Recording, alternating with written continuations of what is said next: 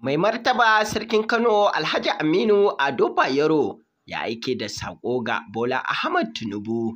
Sarkin Kano Alhaji Aminu Ado Bayero ya buƙaci matar shugaban Najeriya Oluremi Tinubu ta isar da saƙo ga mijinta kan halin da jama'a ke ciki a Najeriya, inda ya ce duk da cewa ba a yanzu wannan lamarin ya fara ba, amma akwai buƙatar shugaban ƙasar ya ƙara ƙoƙari domin taimakawa al'umma.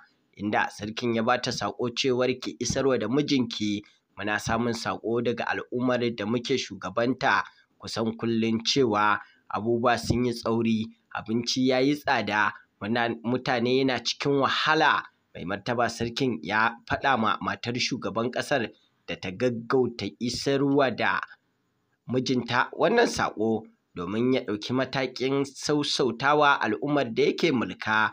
To sai dai a shafukan sada zumunta an yaba wa sarkin ganin yadda ya yi wannan namijin ƙoƙari tare da aikewa da saƙo ga mijinta wato shugaban Najeriya Bola Ahmad Tinubu. A yau ne dai uwar ɗakin shugaban ƙasar ta kawo wata ziyara ta musamman a jihar Kano, inda daga nan ta zarce zuwa fadar sarki. A nan ne fa sarki ya bata saƙo ya ce ki aikewa da mijinki, al'ummar da muke shugabanta na cikin wani hali, don haka a gaggauta samar musu da mafita.